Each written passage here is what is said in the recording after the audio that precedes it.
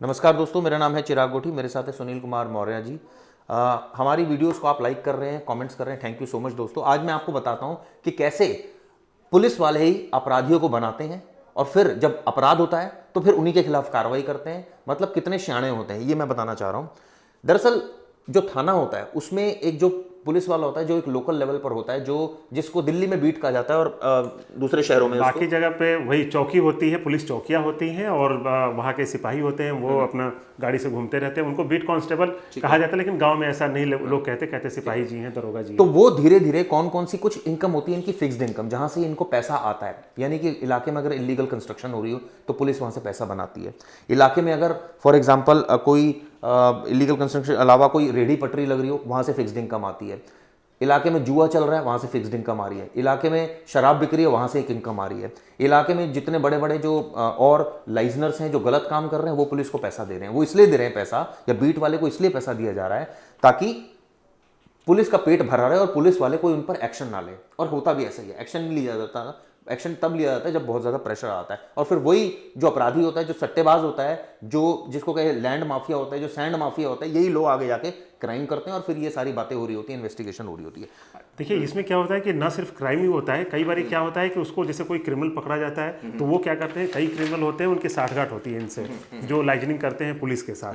तो वो क्या करते हैं, अगर कुछ क्राइम किया छोटा मोटा, अच्छा जी उसका फोन आ जाएगा, भाई साहब ये तो हमारा आदमी है और हम आपको इतना ओबलाइज करते हैं, इतनी सारी चीजें देते हैं, तो इसको थोड़ा ध्यान रखना। अब वो क्या होता है कि अगर फिर क्या होता है कि पुलिस उसमें समझौता कराने का प्रयास करती है, किसी के साथ लूट भी हो जाता है, कुछ बड़ी घटना हो जाती है, तो कई केसेस में ऐसा होता है कि उनको समझाने लगते हैं कि देखो ये बड़ा लंबा केस चलेगा, कोर्ट कचहरी के चक्कर लगाने पड़ेंगे, आप इसको समझौता कर लो। अगर वो समझौता हो गया, आसानी से हो गया, तो उसमें दोनों के मतलब पुलिस के तो फायदा होगा ही होगा, और जो क्रिमिनल होता है उससे ज़्यादा और पैसे में इनको मिल जाते हैं। तो ये सारी चीज़ें हैं। तो ये बड़ा लंबा सिंडिकेट है और शुरू से चलता आ रहा है। ये सारी चीज़ें बहुत पहले से चलती आ रही हैं, लेकिन वही सवाल होता है कि भाई पुलिस ऐसा करती क्यों है। पुलिस ऐसा करती हुई है, सबसे बड़ा सवाल है कि ऐसा क्यों किया जाता है। क्या पुलिस वालों को सैलरी नहीं मिलती? क्या पुलिस के पास बजट नहीं है? आपको पता है, हर एक छोटा भी इवेंट होता है दिल्ली पुलिस का या कोई भी पुलिस का, देश की पुलिस का, हर पुलिस का एक बजट होता है पर्टिकुलरली। लेकिन वो बजट रिलीज होने में इतना वक्त लग जाता है कि कई काम पुलिस को या कहे दरोगा को या एसएचओ को खुद ही करने पड़ते हैं। अगर मान लीजिए उनके इलाके में एसपी जा रहा है या डीसीपी जा रहा है, तो उनको सब अरेंजमेंट एसएचओ और दरोगा को खुद ही करना पड़ेगा। उसके लिए कोई उनको कहीं से कोई पैसा देने वाला नहीं आ रहा, कोई उनको मदद करने नहीं आ रहा। वो फिर किसको फ़ोन करते हैं? मान लीजिए कोई फंक्शन है तो ऑब्वियसली खाना भी वहाँ लगेगा। खाने वाले जो भी उनके दोस्त होंगे, चाहे रेस्टोरेंट चलाते हैं, जो भी चलाते हैं, भाई जरा 200 लोगों का खाना भिजवा दियो। या कई बार ऐसा होता है पेमेंट भी दी जाती है, डिपार्टमेंट से ली जाती है और बाद में वो क्लेम कर रहे होते हैं, लेकिन उस समय वो सब फ्री में आता है, जो हमें जानकारी मिली है। देखिए, ये तो है ही। कई बार आप देख लीजिए, मोटा मोटी इसको अंदाजा ऐसे लगाइए, कई बार जो प्रेस कॉन्फ्रेंस होती है जिसमें मीडिया को बुलाया जाता है, जो बड़ी प्रेस कॉन्फ्रेंस होती है, बहुत ज़्यादा मीडिया, तो कई शहरों में, हम सब शहर की बात नहीं करते, ना हर जिले की बात करें, लेकिन ज़्यादातर जगहों पर ऐसा होता है कि उस तरह की चीज़ें फ्री में मंगाई जाती हैं, चाहे वो ओबलाइज करके बनाई जाती हैं। तो ये भी सारी चीज़ें हैं। लेकिन हम आते हैं उस टॉपिक पर जिस पर हम लोग चर्चा कर रहे हैं कि आखिर यार किसी थाने में, किसी पुलिस में ये जो करप्शन है वो इतना बड़े लेवल पर क्यों है। जैसा हम कल भी बता रहे थे कि हर एक थाने का खर्चा तकरीबन 2.5 से 3.5 लाख या उससे भी ज़्यादा, वो डिपेंड करता है कि थाना किस शहर में है, किस गांव में है, बहुत सारी चीज़ें हैं। तो अभी उस पर भी हमने कई लोगों से जब बात की, कई पुलिस ऑफिसर से बात करी, तो उसके दरअसल शुरुआत कहाँ होती है, असल में इसकी जड़ में है जो पुलिस सिस्टम है ना। आप सोचिए कि एक अभी भी अगर यूपी, बिहार और इस तरह के, दिल्ली को छोड़ दें, मतलब दिल्ली तो चूंकि कमिश्नरी है, वहाँ पर बहुत ज़्यादा पैसे भी हैं, बजट भी है, लेकिन बाकी अब देश के किसी दूसरे हिस्से की हम बात करते हैं, तो एक जो थानेदार होता है उसको पूरे महीने में जो गाड़ी होती है थानेदार की, तकरीबन 100 लीटर सिर्फ पेट्रोल मिलता है। आप सोचिए क्या 100 लीटर पेट्रोल में वो दिन 24 घंटे गाड़ी चलती है, दबिश में जाती है, पेट्रोलिंग करती है, पूरे शहर का गश्त लगाती है। क्या 100 लीटर में कितने दिन चलती है गाड़ी? आप खुद सोचिए, नहीं ऐसा हो पाता है। उसको तकरीबन, जो हमने बात करी, कम से कम 800 से लेकर 1000 लीटर तक तेल की ज़रूरत पड़ती है, लेकिन सरकार कितनी देती है? 100 लीटर। तो आप सोचिए कि 800-900 लीटर का तेल वो कहाँ से आएगा। फिर दूसरी चीज़ आपको बता दें कि जो दरोगा और सिपाही जो पेट्रोलिंग करते हैं अपनी बाइक से, आपने देखा होगा कि तमाम पल्सर बाइक और तमाम इस तरह के स्नैचिंग को रोकने के लिए पुलिस वाले बाइक से जो चलते हैं, बाइक के लिए 1 रुपये का पेट्रोल नहीं मिलता है। आपको पता है, यूपी और खासतौर से बिहार में, वहाँ पे मुश्किल से महीने में उनको सिर्फ 500 रुपये मिलते हैं। सोचिए 500 का अगर हम पेट्रोल अपनी बाइक में डलवाते हैं तो कितने दिन चलाते हैं? 4 दिन, 5 दिन अगर ज़्यादा।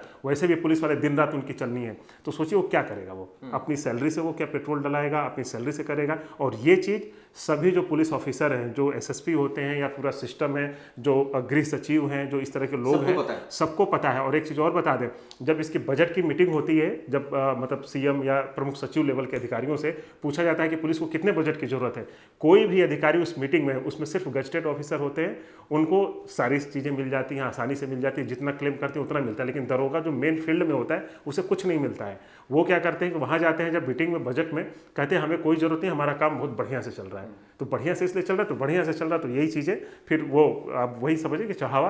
अब इसीलिए क्या होता है कि जो बड़े शहर हैं, खासतौर पे अगर हम यूपी की बात करेंगे तो नोएडा गाजियाबाद में एक एक पोस्टिंग के लिए इतनी लड़ाइयाँ होती हैं, इतना ये होता है कि भाई हमें वो थाना मिल जाए। कई बार आपने देखा होगा कि एक एक थाने के लिए, इस पर हम कहानी आपको बताएंगे कि जो आरुषि मर्डर केस हुआ था, उसमें जो लापरवाही हुई थी, क्यों ये केस दुनिया का सबसे बड़ी मर्डर मिस्ट्री बन गई, वो सिर्फ और सिर्फ इस तरह की लापरवाही से। क्योंकि जो वहाँ के उस समय के जो एक एसएचओ आए थे, वो ज़बरदस्ती, उनको चाहिए था कि नहीं मुझे 20 थाने में ही रहना है। नोएडा का सेक्टर 20 थाना बड़ा मशहूर है, और उन्होंने कहा कि मुझे उस थाने में ही रहना है। इस वजह से भले जांच नहीं करनी, कुछ नहीं करना, जब घटना हुई तो स्पॉट पे जाना भी नहीं चाहते थे, ठीक है। जब ये पूरा देश में इतनी चर्चा हो गई तब उनको हटाया गया। तो इस तरह की चीज़ें होती है कि भाई आपको मलाईदार थाना चाहिए, तो कैसे आप करेंगे इन्वेस्टिगेशन, क्या करेंगे, वो तो बस पैसा चाहिए बस।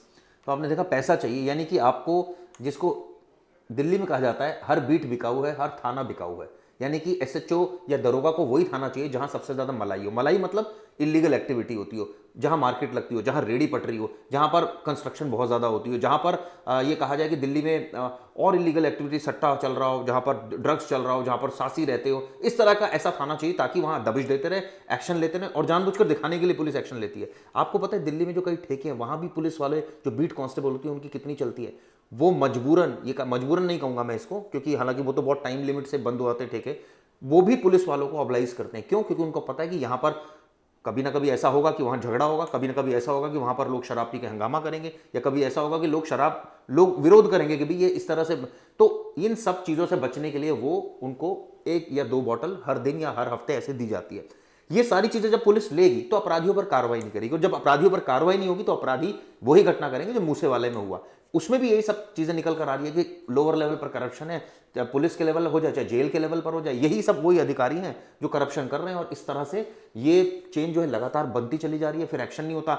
आपको याद होगा एक सीन जो मुझे अच्छी तरह वो कहानी याद है, जब महाराष्ट्र में जो गृह मंत्री थे वहां के, उन्होंने ये बात बोली थी परमवीर सिंह को कि 100 करोड़ रुपए, वो एक्चुअली उन्होंने गलत नहीं बोला था, ये सिस्टम ही वही है। मैं इस सेंस में गलत नहीं कह रहा कि उन्होंने रिश्वत की बात की, लेकिन एक तरीका यही है। पुलिस का जो बजट है, पुलिस उससे नहीं चलती, जो एक पैरेलल बजट होता है, जो एक कहा जाता है कि 100 करोड़ रुपए आपके थाने ने कितना कमा के दिया, आपके थाने ने कितना कमा के दिया। आप ये सोचिए, पूरा दिन एसएचओ 15-15, 20-20 दिन, या दरोगा 20-20 दिन घर नहीं जाते, या महीने महीने वहां रहते हैं, कैसे चलेगा खर्चा? चाय पानी, इतने लोग आ रहे हैं, इलेक्ट्रिसिटी का खर्चा है, पानी का खर्चा है, इसके अलावा वहाँ पेट्रोल का खर्चा है, कितना बड़ा खर्चा है। ये ऐसे तमाम खर्चे हैं जो पुलिस जो है वो अपनी सैलरी से, या उनको एकदम बजट नहीं मिलता कि उन्होंने एकदम साइन किया 1 मिनट में हो गया, पास हो गया।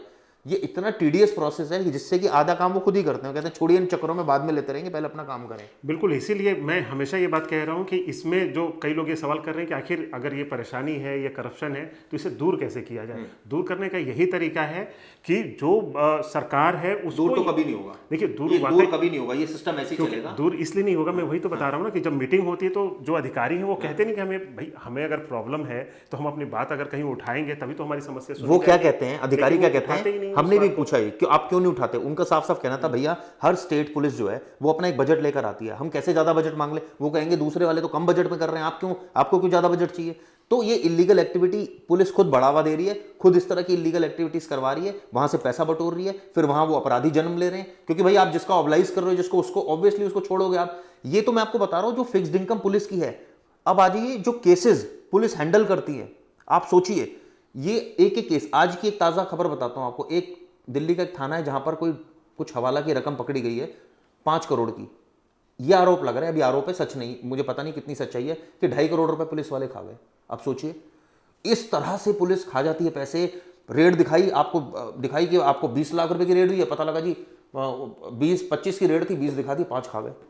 ये इतना चलता है, हर जगह चलता ही है। देखिए ये चलता है, लेकिन इसको चलाने में बहुत सारी जो चीज़ें हैं जो पुलिस को हम लोग बार बार टारगेट भी कर रहे हैं, लेकिन दूसरा पहलू भी हमें देखने की ज़रूरत है साथ में ही। मतलब हर सिक्के के जैसे दो पहलू होते हैं। हम लोग भी, जो हम आम पब्लिक हैं, हम लोग भी इस चीज़ को कैसे बढ़ावा देते हैं, हम आपको उदाहरण से समझाते हैं। हम ट्रैफिक में जा रहे हैं, बाइक या कार से जा रहे हैं, अचानक मान लिया कि कुछ हमने ट्रैफिक नियम का पालन नहीं है, कुछ किया, चाहे हमने सीट बेल्ट नहीं पहनी या फिर हमने हेलमेट नहीं लगाया, पुलिस वाले ने अगर रोक लिया, किसी दरोगा कहेगा कि हम इसका चालान कर रहे हैं, तो चालान मान लें कि 1000 रुपये जो भी है, हमें कोर्ट जाना है, चक्कर लगाना है। सबसे पहला हमारा काम क्या होता है? सबसे पहले हम ये सोचते हैं कि किसी तरह से हम चालान से बचें।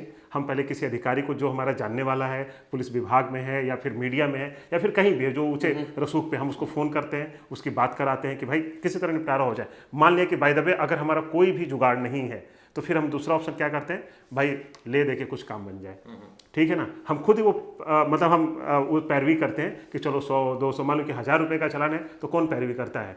हम 100-200 500 कुछ भी, उससे तो सर हमें कॉन्फिडेंस है ना कि हम ये देंगे और वो ले लेगा और बात बन जाएगी। दोनों चीजें हैं, लेकिन हम देखिए कहीं ना कहीं हम तो शुरुआत कर रहे हैं, हम चाहते हैं ये चीज हो जाए। और होने पर हमें ज्यादा खुशी होती है, क्योंकि हम 1000 रुपए दे करके फिर हम कोर्ट के चक्कर लगाए, मान लिया उस चालान को भरने के लिए, ठीक, परेशानी तो होगी ना। वहां पे हमने अगर 200-500 में अगर हमारी सेटिंग हो गई तो हम दे के बच गए। अब वो जो बंदा है वहां पे, पुलिस वाला सोचता है कि यार चलो अब इस तरह की चीजें मिल रही, चलो हमने भी कर लिया, तो कहीं ना कहीं हमने भी तो पैरवी की ना, हमने भी तो उस चीज को बढ़ावा दिया ना। अगर मान लीजिए शुरुआत, आपका कहना है कि जितनी इलीगल एक्टिविटी थाने में चल रही है, वो अगर ना चले, वो बंद कर दें सारा करना, तो पुलिस वालों की इनकम खत्म हो जाए। आपका कहने का मतलब ये, तो फिर जो है फिर तो क्राइम ही खत्म हो जाए, आपका कहना है।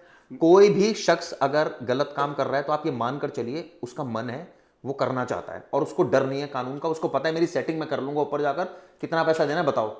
मेरा एक जानकार है जो एक केस में फंसा, 5 करोड़ रुपए देकर बाहर आया।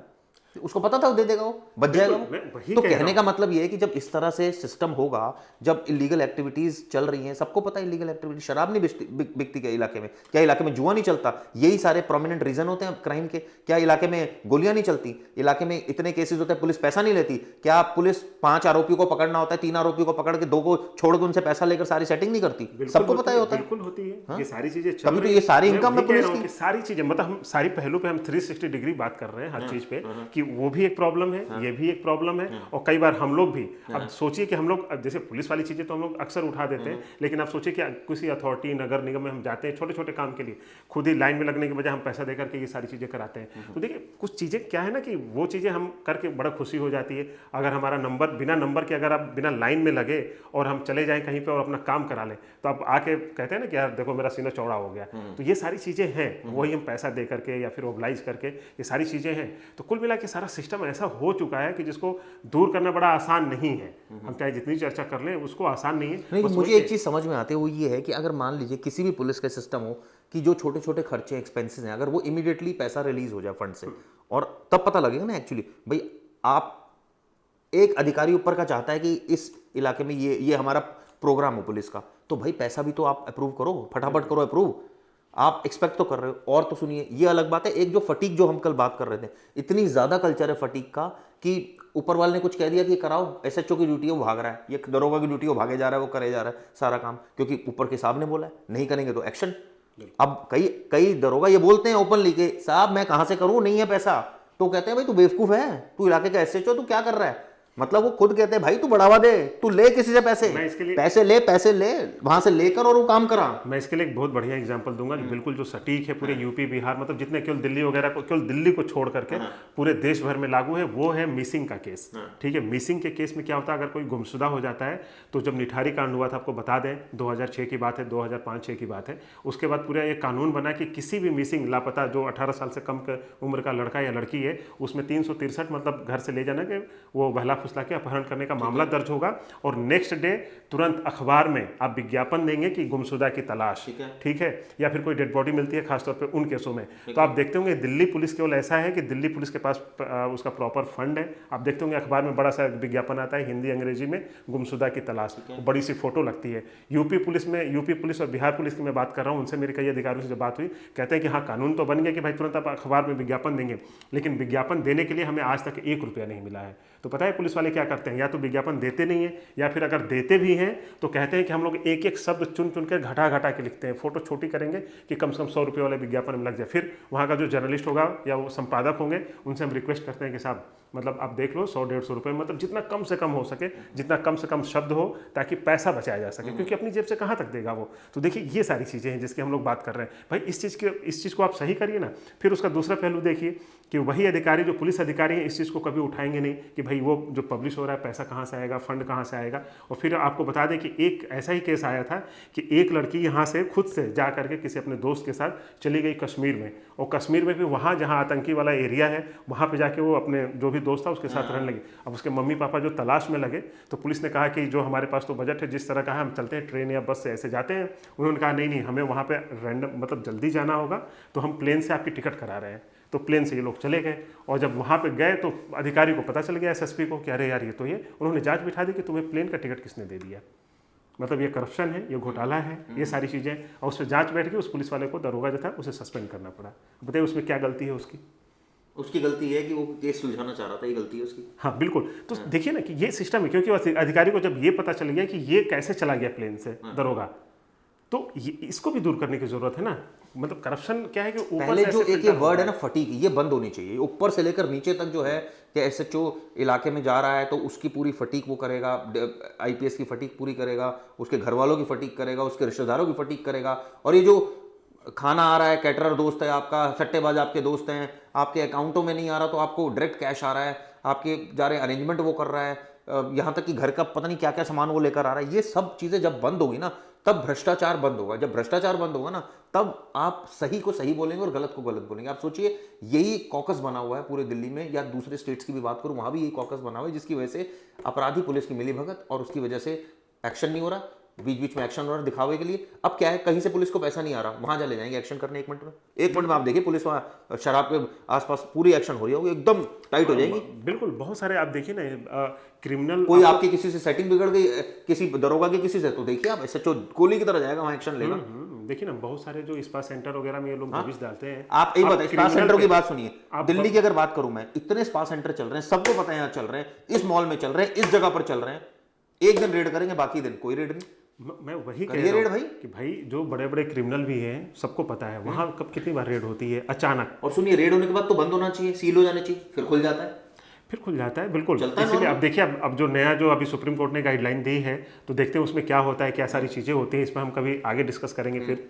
ठीक है। तो देखा आपने किस तरह से ये कॉकस है, और इसकी वजह से लॉरेंस बिश्नोई जैसे बदमाश क्रिएट हो रहे हैं। इसी तरह के बदमाश आगे जाकर फिर ये क्राइम करते हैं, फिर ये क्राइम होता है तो फिर हल्ला मचता है, तमाम चीज़ें होती है। वीडियो कैसे लगी दोस्तों बताइएगा, इसके अंदर की और कहानी आपको जरूर सुनाएंगे। धन्यवाद। Thank you.